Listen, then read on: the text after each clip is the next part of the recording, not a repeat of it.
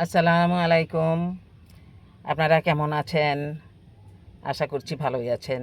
যদিও পূর্ববঙ্গে বন্যার অবস্থা খুব খারাপ। আল্লাহ বিপদ দিয়েছে, আল্লাহ রক্ষা করবে আশা করি। আল্লাহ সব কিছুর মালিক। তো আমরাও ভালো আছি আল্লাহর রহমতে। আজ আমি গরুর মাংস রান্না করব। গরুর মাংসটা আমি হাত মাখিয়ে রান্না করবো। এই গরুর মাংস আমি নিয়েছি, কেটে ধুয়ে নিয়েছি সুন্দর করে। এখন আমি মেখে নেব। পেঁয়াজ কুচি দিয়ে নিচ্ছি, তারপর রসুন বাটা, আদা বাটা, জিরা বাটা লাগছে, ধনিয়া গুঁড়া, হলুদ গুঁড়া, মরিচ গুঁড়া, তেজপাতা, শুকনা মরিচ। গরম মশলার মধ্যে থাকছে দারচিনি, বড় এলাচ, ছোটো এলাচ, লবঙ্গ, গোলমরিচ, রান্নার তেল তো থাকবেই। মশলা সব দেওয়া হয়ে গেছে, এখন আমি মেখে নিই।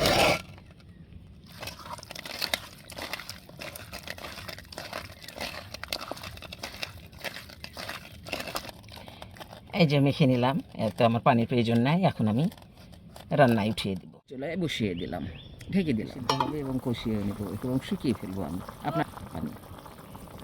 আপনারা দেখতে থাকুন। বেশ কিছুক্ষণ ধরে কষাচ্ছি, অফ ক্যামেরা একটু পানিও দিয়েছি। এখন আমি আলু দিয়ে নেব। ভেজে রাখা আলুটা আমি দিয়ে দিচ্ছি, আলুটার সঙ্গে কষিয়ে নিব। আমি আংচে রাখা আলুটাকে মাংসের সঙ্গে বেশ কিছুক্ষণ ধরে কষিয়ে নেব, কারণ আলুটা শুধু কষানো হয়েছে, সিদ্ধ হয় নাই। মশলা মাংসের সঙ্গে কষিয়ে নিলাম, কষানো হয়ে গেছে, শুকিয়ে গেছে। এখন আমি পরিমাণ মতো ঝোল দিয়ে নেব।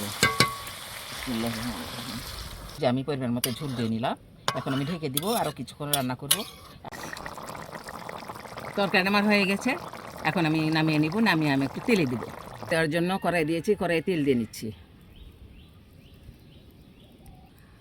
পেঁয়াজ কুচি দিয়ে নিচ্ছি, গোটা জিরা, ফোড়ন দেবো। তো ফোড়নের পেঁয়াজটাকে আমি ভেজে নেব, একেবারে বাদামি করে ভেজে নেব।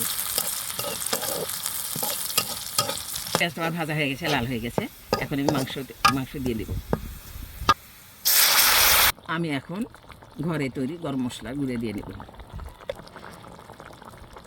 জিরা গুঁড়াটা আমার ঘরেই তৈরি, দিয়ে দিলাম। নেড়ে চেড়ে দিই, কিছুক্ষণের মধ্যেই নামিয়ে দেবো। তরকারিটা হয়ে গেছে, সব কিছু ওকে। এখন আমি নামিয়ে নেব। আলু দিয়ে গরুর মাংস রান্নাটা আমার হয়ে গেছে। তো আপনাদের যদি এই যে রেসিপিটা ভালো লেগে থাকে, কীভাবে রান্না করে খেয়ে দেবেন, ভালো লাগবে। যাই হোক, আপনারা সবাই ভালো থাকবেন, সুস্থ ও সুন্দর থাকবেন। আল্লাহ হাফেজ।